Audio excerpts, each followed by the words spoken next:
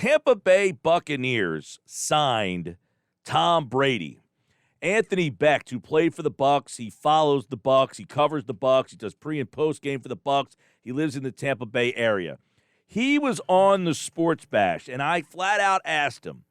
They were 7-9.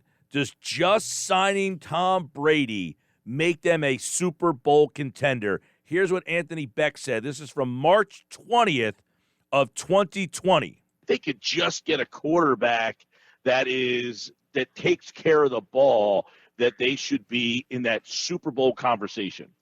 Yes. And look, I'm not biased. I don't care. I mean, I cover them. I've watched every snap. I mean, I said this about the Eagles a couple of years ago when they were making their run. No one was really buying in that they could go potentially get to the Super Bowl early on in the season. I thought they had all the pieces there. So that's Anthony Becht on March 20th, 2020. Could the Buccaneers be a Super Bowl team just because they got Tom Brady? Well, it seems that you were right there, Anthony Becht. They could be a Super Bowl team. They won a Super Bowl, and they were a favorite again this year. The impact of Tom Brady. Can you hear us or no? I don't know that he's hearing us right now. Let's see if we can pop him out and pull him back in. And I'll put him out for a second and see if I can put him back into the stream. Do you hear me now there, Anthony? Can you hear me? Nope, he bounced himself out. So he obviously says he can't hear us. So there you heard what Anthony Becht said back in 2020. I want to get from him, a guy who played for Tampa, because, he played for Tampa, which was consistently an organization. All right, you see if we can get him back here. Do you hear me now, Anthony? I can. All right. What's up? So we just played a clip that you were on with me March 20th of 2020, and I asked you, does just adding Brady make Tampa Bay a Super Bowl contender? And you definitively said yes.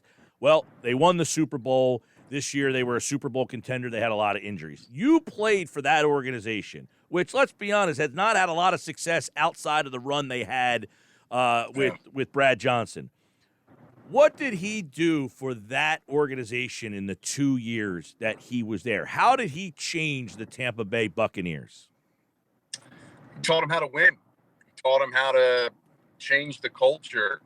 All eyes were on him. They watched him. They asked him the questions, and they figured out what they were missing and how to change it quickly with the talent that they had, so that they can make the moves that they need to move. And this is on the field, off the field, in the meeting room, how you train, all that stuff. I mean, I remember, Mike Evans, a lot of these guys talking about, hey, I picked his brain about everything. I watched everything he did. You learned more just watching him than maybe even asking him. So that's what he brings to the table. And then he delivered on his end. The guy left on top. I mean, literally, statistically, the best in the league. Like, it's amazing what he was able to do. And unfortunately, I think what it comes down to is, even if he prepares at the level he prepares, both mentally and physically, there is still room for, there could be an injury. There could be a catastrophic, meltdown by a player. All those things that, if the pieces aren't all there in place, you're not going to be able to return and get to the pinnacle. So I think that ultimately was part of the factor. But I just think for me, for Tom Brady, is he wanted to go somewhere, have fun, and embrace it, and do it that way. Do it a little differently than the way he's been doing it. And clearly that worked. He was able to do it. And I think that was enough for him to feel good about, how he went through this process outside of the Patriots regime. All right, now you're down there. You cover the team. You're around them plenty. Was this an anticipation or was it a surprise, like him coming out and saying, hey, I'm done? Or did people legitimately think that he was going to give it another go? I thought he'd be back just because, again, you can have all the pieces in place again. It's always a shock, I think, organizationally, right? I mean, listen, things are going to change, man. This is not the same team. Next year, this is a scary proposition on what the future will lie for the Bucs. What's out there for them to replace? Nobody's going to hand Russell Wilson. Nobody's going to hand Aaron Rodgers to you. They're going to pay a premium. They're in the conference. That's a problem.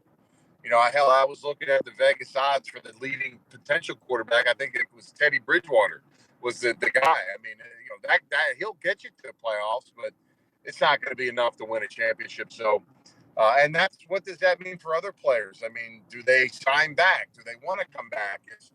Coaching staff could be dismantled. Todd and Byron are potential head coaching candidates for some jobs that are open. So this thing could look real different, real fast. And I hope if you're a Bucs fan, you embraced every moment that it was happening for the last 2 seasons, because outside of an injury and a meltdown, this team would have been, in my opinion, back in the Super Bowl again. Anthony Becht is with us, a first-round pick with the Jets. Now, you were with the Jets in 2000. Brady is obviously in New England. He's very young. But in those Jet years, I mean, you were there for 5 seasons. I know you didn't play defense, but when you were getting ready to play the Patriots, how are those weeks different than getting ready for somebody else?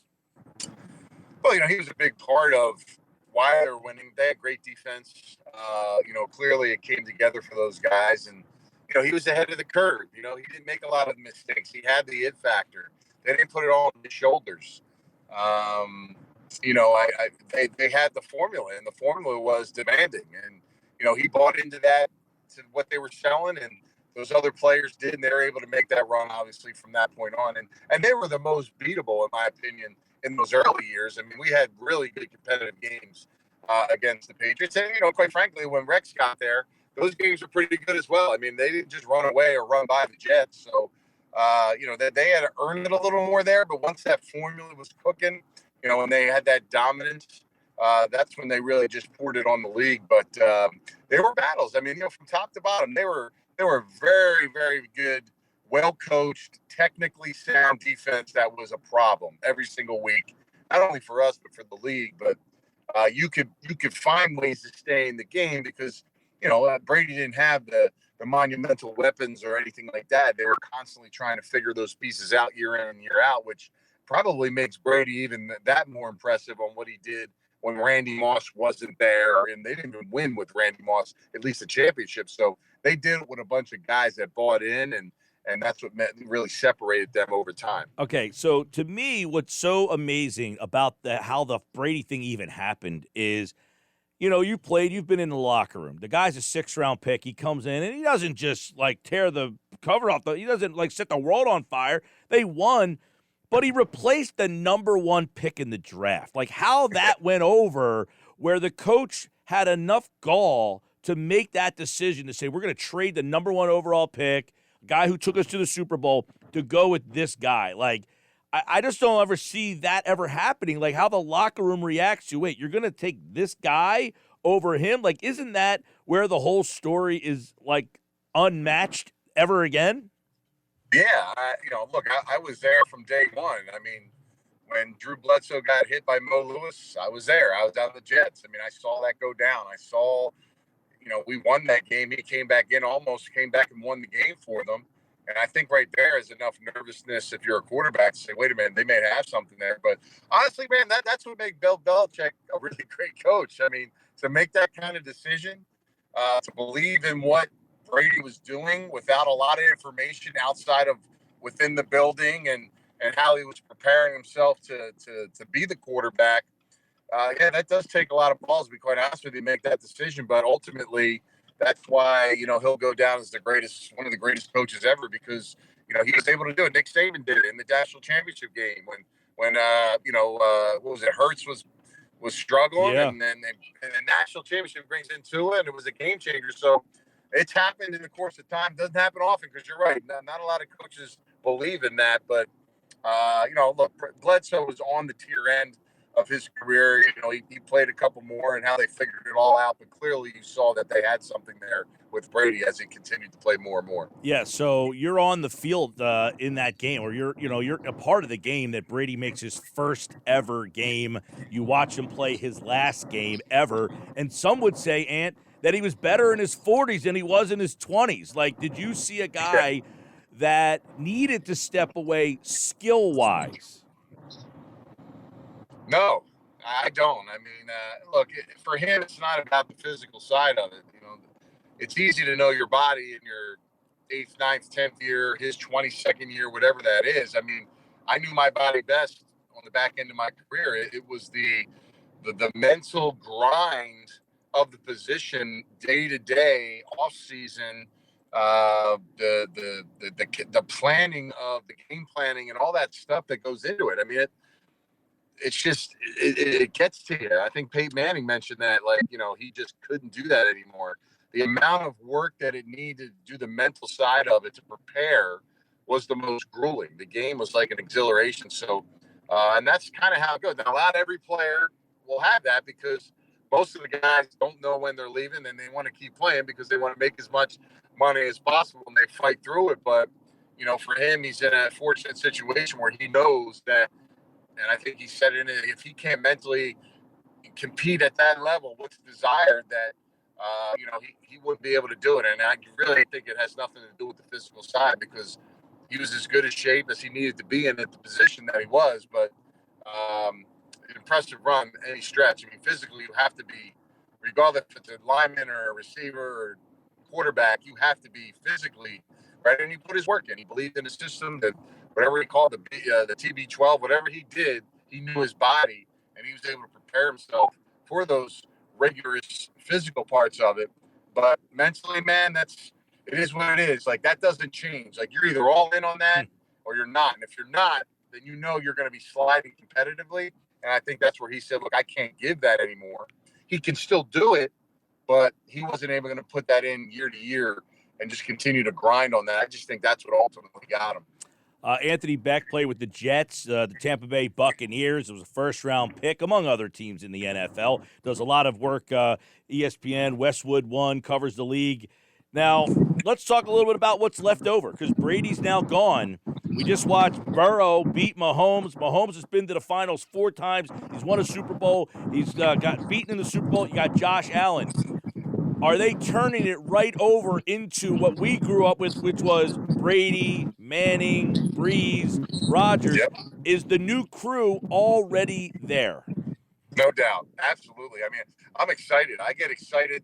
I always got excited to watch Breeze and the Rivers and the Russ. But, man, I get the same kind of feeling when I watch Joe Burrow and Patrick Mahomes and some of these other young quarterbacks, and Mac Jones. I mean, these guys can play ball, man. They're going to play for a long time. Just as much as excitement as, watching Aaron Rodgers now. I mean, I literally on equal levels. So, dude, the league is like, literally, we're good. We can handle this drop off. No Brady, no problem. It's nice to have it. Nice to have him there doing this thing. But, man, I'll tell you, this league is in great hands right now across the board. And just on the AFC alone, man, you just go from top to bottom. Justin Herbert, and there's some great quarterbacks that can't even get into the damn playoffs. I mean, which is amazing to me. But I think, the league is in good hands. We talked about all those other quarterbacks just as much or even more than Brady did. And, you still got yourself, real big star power moving forward. So, man, I'm excited about the league and what the quarterbacks are moving forward without Brady for sure. Now, a couple of years ago, Brady left New England. We've seen more quarterbacks leave. Do you anticipate that some of the veteran quarterbacks are going to be more open to moving this offseason? Rodgers, Russell Wilson, do you think they look at what Brady did and said, you know what? Maybe I will go someplace else. Do you think there'll be some quarterback movement, veterans, this offseason? I think so. I don't necessarily think they may have the best options in hand or in place. I feel like Tampa it just worked out perfectly for Brady. I mean, the offensive line was unbelievable since he's been there. The receiving core, obviously super deep, really reliable, best he's ever had. And defensively now, they were cooking. Now Todd Bowles had that thing.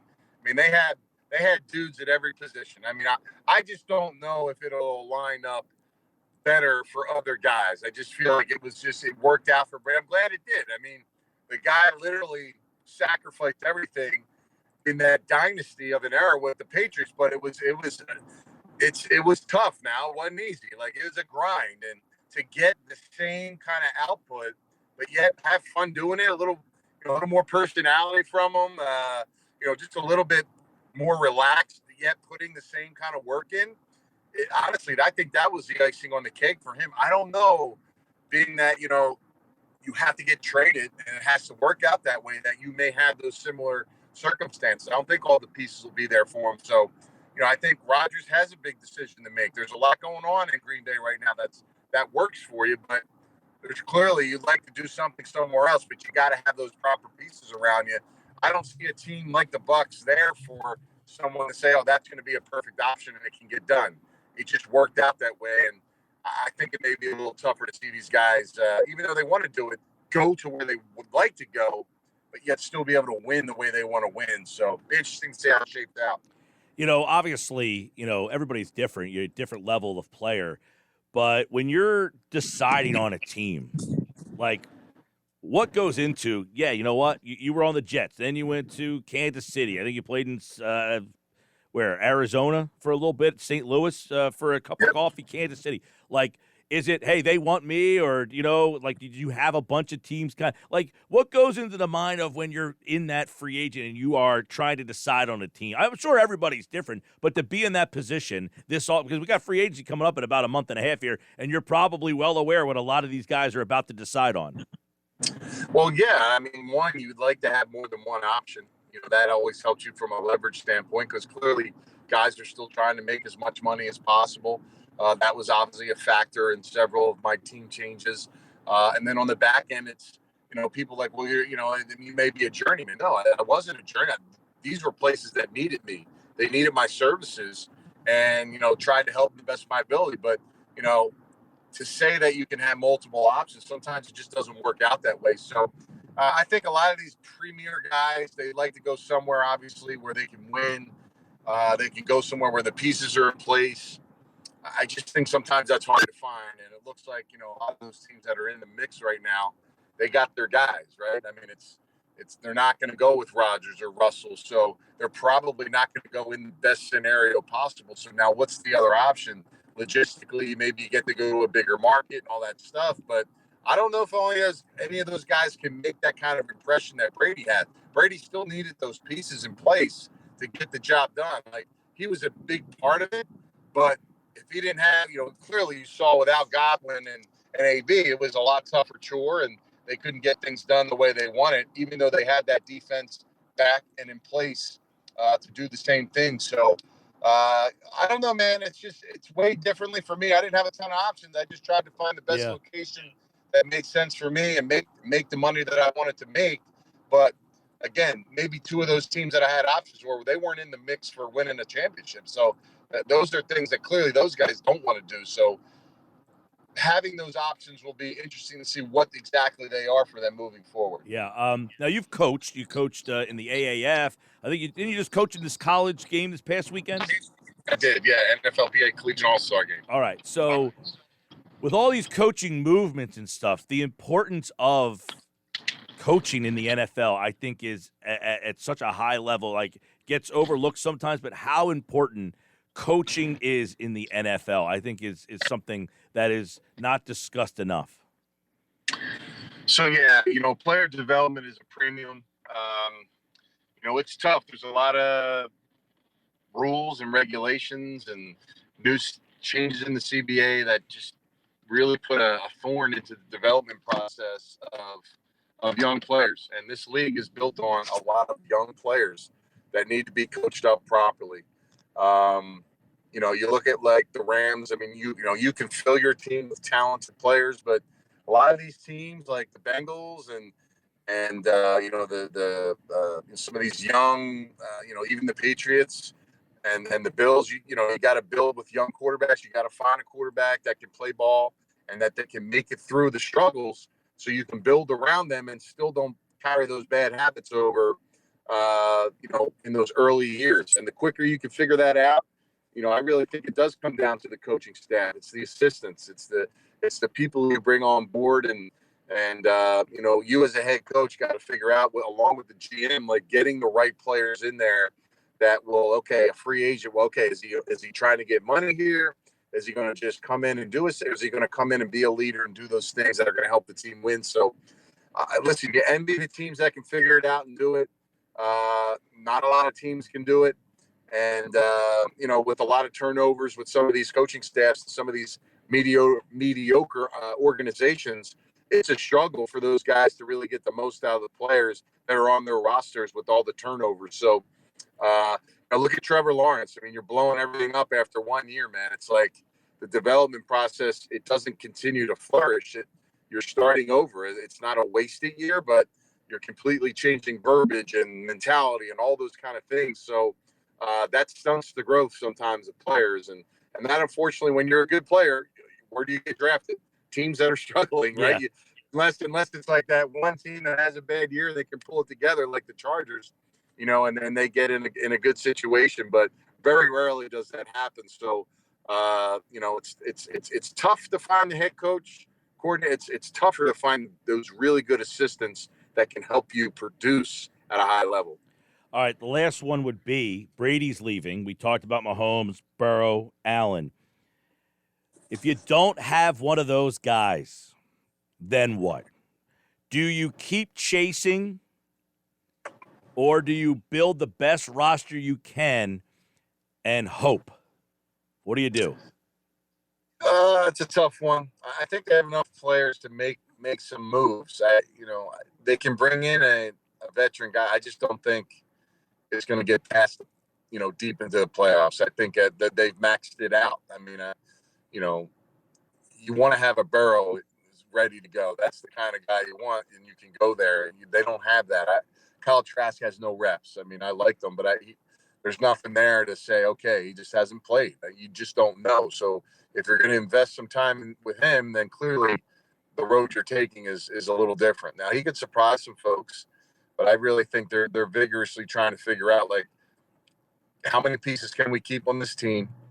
What's our monetary value? And are we willing to mortgage the future to get a couple more years now, which is fine, because at the end of the day, the future's great, but we all got to win now, right? That's how organizations are run. So I think they try to do the best they can to put the best product on the field. I don't think they're in rebuild mode. If they are, then, you're not going to see Bruce Arians around. You're not going to see a lot of these players stick around. You're going to see, a lot of, change and turnover. And they don't have a lot of draft picks.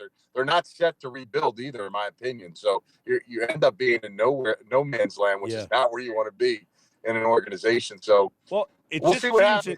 It's very interesting to see. They're going to have to do some homework, do some work here, figure out how they're going to do it. But I would assume they're going to try to get the best possible quarterback they can and go from there. Yeah, it just teams in general. Like, Philadelphia, Jalen Hurts, okay? I'm not saying he stinks, but is he good enough?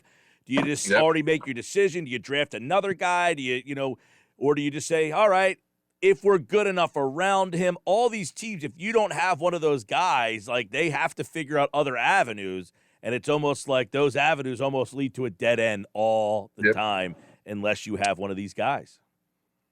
That's it, man. That's the key. You got to draft the right guys when they're there. You got to take them, and once you get them, man, you got to continuously build around them. And is there a guy in this draft? Is there a guy in this draft you like, or is this quarterback? Or is this not the year? Quarterback wise, yeah. Nobody there that I like better than Jalen Hurts. That's what you're kind of asking me. I wouldn't draft anybody that I think's better than him, whether you think there's potential or not. I think you add more pieces, you get better around him. Obviously, you just got to make sure he gets better in the passing game, and he's done that. He's shown it every year since he's left Alabama, in my opinion. But you got to take it. He's got to take it to the next level, and he seems to have the work ethic to do it. He's smart. Again, you're going to need some pieces now. The offensive line's not getting any younger in certain spots. Howie's got to put some work in here, and you got to get the right free agents. You got to get the right draft picks. You got to accumulate draft picks. But if you're gonna salvage your draft picks and go a different direction after you've just put this whole system in with him, and you go for, let's just say, try to get Russell Wilson or whoever the speculation they could possibly get, then man, you better have everything around them to go, because you don't have a lot of time. So I believe that they should mortgage their time into Jalen Hurts, give it 2 more seasons, full blast. I think you can make things happen. I think he will improve, and if he's in the same system, the coaches are there, everything's there, and you keep adding, I think he'll only get better. And the question is, will he turn into a guy that can lead you to the Super Bowl?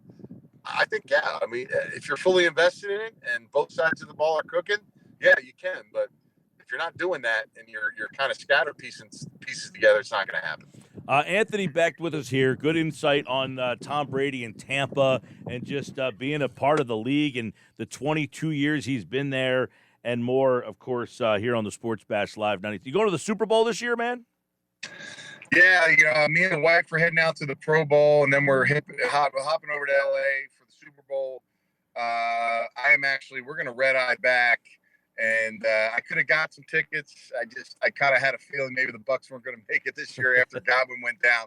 So if it wasn't the Bucs, I really don't care for any other team winning it. So we're going to take that red-eye back. Oh, you played for the Rams, man? You played for the Rams? I did. No, you're right. I did play for the Rams, but yeah, I mean, listen, it's a long. I'm going to be out there I'll be out west for almost 10 days. I'm going to have to get home at some point. So I'd rather watch. And a lot of the parties and viewing parties and all that stuff, they're not happening, man. They're starting to cancel some of that stuff. So I want to make sure I can control the way I watch the game. And if I'm not going to it, I might as well be at my house. All right, good to see you, man. We will catch up soon. Anthony Becht, everybody here on the Sports Bet. You like this, Phil's? I ordered this for you, man. Look at that. Retro. I love it. Bang. All right, brother. I'll talk to you. All right, man. Take care. Anthony Becht, former Tampa Bay Buccaneer, New York Jet, covers the Bucs and the Jets, and, of course, was a first-round pick.